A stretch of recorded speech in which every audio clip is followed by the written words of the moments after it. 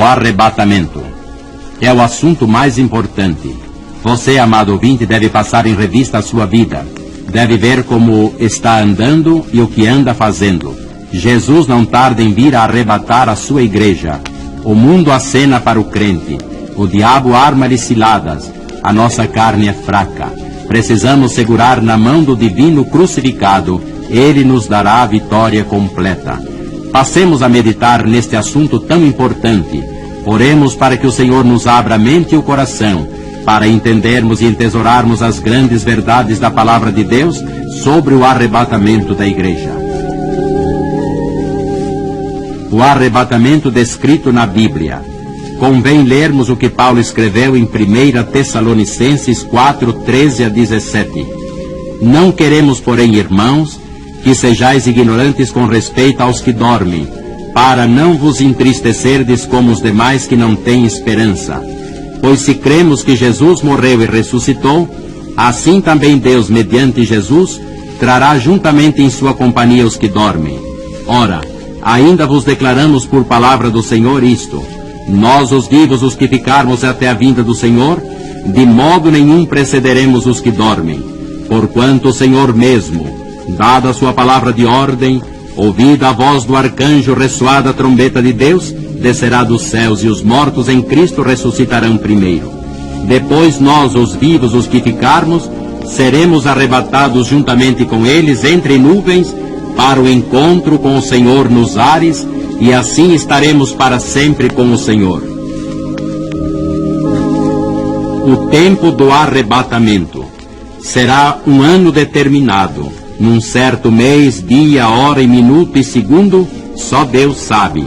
O arcanjo ressoará sua voz, a trombeta de Deus tocará, o Senhor virá buscar a sua igreja. Os mortos em Cristo ressuscitarão primeiro. Lucas 17, 34 a 35, apresenta a cena noturna e diurna. Se Jesus vier às 14 horas no Brasil, no Japão serão 2 da madrugada.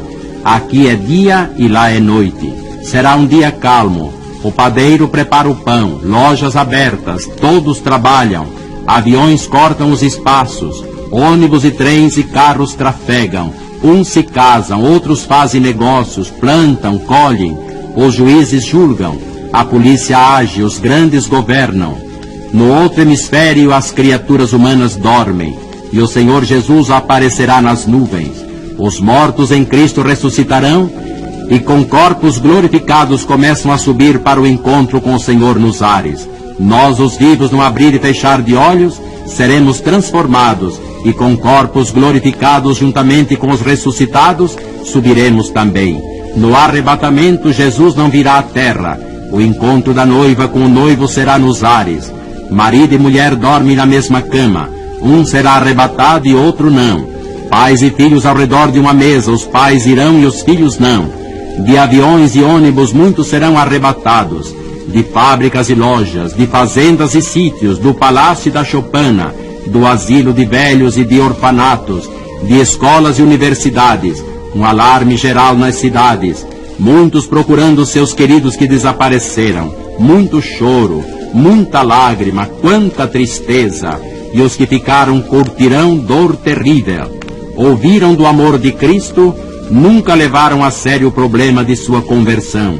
Foram deixando Cristo para amanhã, para depois, continuaram no pecado, fecharam o seu coração e agora é tarde demais, muito tarde. Enganaram os homens, mas não a Deus. Choram, lamentam. Cristo arrebatou a igreja e eles ficaram. O relógio de Deus assinalou o fim do tempo da graça de Deus. E nesta altura eu pergunto: você vai ser arrebatado ou vai ficar? Você tem Cristo no seu coração ou apenas é um crente nominal? Você tem enganado aos homens, mas não engana a Deus. Ainda há tempo. Se você não tem Cristo, pode aceitá-lo agora. Não brinque com Cristo. Enquanto é tempo, entregue seu coração ao Senhor. Jesus virá breve buscar a sua igreja. Você vai com Jesus ou vai ficar?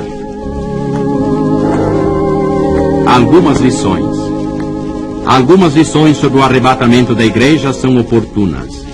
Quem vai ser arrebatado? Aqueles que têm realmente Cristo no coração Lavaram as suas vestes no sangue de Jesus e têm o seu nome inscrito no livro da vida do Cordeiro. Você tem certeza da sua salvação? Tem mesmo. Então vai ser arrebatado. E eu lhe pergunto, seu pai vai ser arrebatado? Sua mãe, seu irmão, sua esposa, seu esposo, seu filho, seu vizinho, seu colega, seu companheiro? Quando Cristo arrebatar a igreja, o anticristo, que é o diabo, e já está no mundo limitado pelo Espírito Santo, terá plena liberdade. Encarnado num homem, governará o mundo. Chegará a uma grande fazenda com centenas de bois e perguntará, de quem é tudo isto? Do servo de Jesus, lhe dirão. E com gargalhadas tomará conta de tudo. Apossar-se-á de indústrias, lojas, dinheiro, casas, carros, que os servos de Jesus arrebatados deixaram. Diante disso, não devemos transformar uma parte do nosso dinheiro em Bíblias, Novos Testamentos, folhetos, programas de rádio e TV para que o mundo se converta a Jesus? Você tem feito isso? Enquanto esperamos o arrebatamento, nossa vida deve ser normal. Se alguém estuda, continue estudando.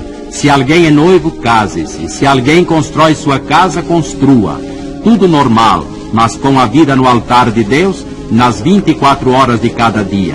Vai tudo bem na sua vida, na sua casa, nos seus negócios?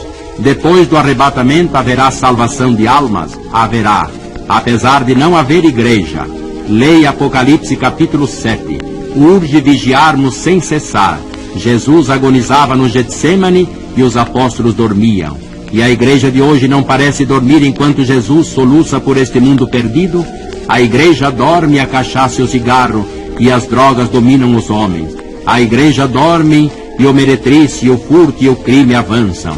A igreja dorme e o jogo prolifera e o pecado destrói. Os homens se desesperam e caminham para o suicídio. Senhor, desperta a tua igreja, desperta. Olha para a tua noiva, Maranata. Vem, Senhor Jesus, para levar a tua igreja. Amém.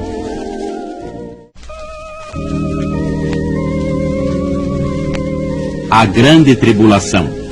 O assunto aqui é a grande tribulação. Leia repetidas vezes Marcos 13:19. Note que se trata de uma tribulação sem par, de um sofrimento que não houve, não há e jamais haverá. E tudo neste mundo caminha a passos largos para essa conjuntura. Você deve pensar seriamente nesse fato bíblico. Se é crente, procure acertar sua vida com Deus, pondo tudo no altar e vivendo em retidão. Se não é crente, receba Jesus agora mesmo, antes que seja tarde demais. Cristo será o refúgio seguro para a sua vida, e em Cristo você estará livre da grande tribulação. A grande tribulação nos planos da história. A história dos judeus começou com Abraão, avançou para a lei e chegou em Cristo ao tempo da graça, a porta da bênção e da oportunidade. A porta da graça cerrar-se-á com o arrebatamento da igreja. Uma vez arrebatada a igreja, o mundo viverá um período de 7 anos antes que Jesus volte para julgar as nações. É a última semana das 70 de Daniel 9. É o tempo quando voltará para tratar novamente com os judeus. Este período é chamado de Grande Tribulação. Tanto no Velho como no Novo Testamento, este é tempo chamado Dia do Senhor, dia de sofrimento e angústia, dia de dor e tribulação. A grande tribulação na Bíblia. O Senhor Jesus bem o descreveu em Marcos 13:19, cuja leitura faremos.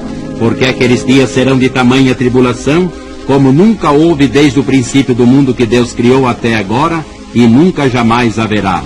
Como se vê, não se trata de uma tribulação qualquer, mas de um sofrimento como nunca houve neste mundo e nem jamais haverá. Os judeus, no tempo da graça, além de muitos, tiveram grandes massacres. O primeiro foi no ano 70, quando Tito, general romano, matou em Jerusalém 1.100.000 judeus. O segundo foi com Dom João III de Portugal, que se ajuntou ao rei da Espanha e queimaram vivos cerca de 2 milhões de judeus no século XVI. E o terceiro com Hitler, que matou na Europa 6 milhões de judeus de maneira bárbara e vil. E que diríamos das atrocidades de Lenin e Stalin, responsáveis pelo massacre de mais de 40 milhões de pessoas, mas tudo isso tornar-se-á nada diante do que será a grande tribulação. Esta será de sofrimento tal que nunca houve neste mundo e nem haverá jamais. A igreja, todavia, não entrará nesse cone de sombra e nem nesse cadinho de dor e sofrimento. Será para o mundo que não foi arrebatado e para o judeu que ainda não crê em Jesus. Deus derrama juízos severos. O livro de Apocalipse declara que haverá 2 vezes, pelo menos, em que Deus derramará seus juízos sobre a terra. O primeiro é chamado de trombetas e o segundo de flagelos. O primeiro registrado em Apocalipse 8, 9, 10 e 11 e o segundo em Apocalipse 16. Apocalipse declara isso. Como, entretanto, sabemos se Apocalipse tem ou não possibilidades de cumprimento hoje? Quem nos vai revelar o mistério? Um homem espiritual? Um grande professor de seminário? Não. A palavra vem da ciência, que muitas vezes é ateia e materialista. 2 grandes cientistas da atualidade. Note bem que digo cientista e não pseudocientista. Um se chama Nigel Calder e o outro Robin Clark. Este escreveu no dia em que o mundo acabou, cujo último capítulo se intitula O Botão Apocalíptico, e aquele escreveu Se Não Houver Paz. Nestes 2 livros dos maiores cientistas de hoje declara-se que 3 armas existem para acabar com este mundo: nucleares, bioquímicas e bacteriológicas. Em cada uma delas há 10 possibilidades para destruir nosso planeta. Portanto, 30 possibilidades para destruir este mundo que agora existe. Se o homem pode destruir este mundo, quanto mais Deus. Apocalipse, então, está cumprido. Falta somente o dedo de Deus. A roda viva do céu girará, a igreja será arrebatada e o mundo mergulhará primeiro no caos do diabo e depois dos juízos de Deus.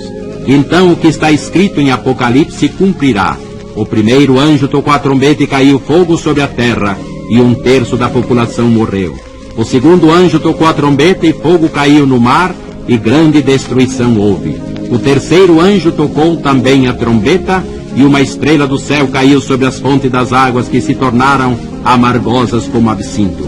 O quarto tocou, e foi ferido o sol, e a lua, e as estrelas, e houve trevas, e nesse ritmo os juízos de Deus vão caindo sobre os homens. E os flagelos de Apocalipse 16 continuam, o derramar com fogo, sofrimento e destruição. Diante disso, o que vamos fazer? Antes que seja tarde demais, vamos levar o Evangelho de Cristo àqueles que estão nas sombras da morte e caminhando para a perdição eterna. Hoje é o dia da graça, Cristo salva. Amanhã é o arrebatamento, e subirão os que tiverem Cristo no coração. Depois de amanhã será a grande tribulação, e os que não tiverem Cristo curtirão dor terrível. Preparemo-nos, portanto, para o grande dia, antes que seja tarde demais. Enquanto é dia, levemos Cristo aos pecadores, pregando-lhes a tempo e a fora de tempo. Anunciemos hoje de coração: o Rei está voltando, a trombeta está soando, meu nome a chamar. O Rei está voltando, aleluia, Cristo vem me buscar. E com nossa vida no altar do Senhor, oremos: Maranata, ora vem Senhor Jesus. Amém.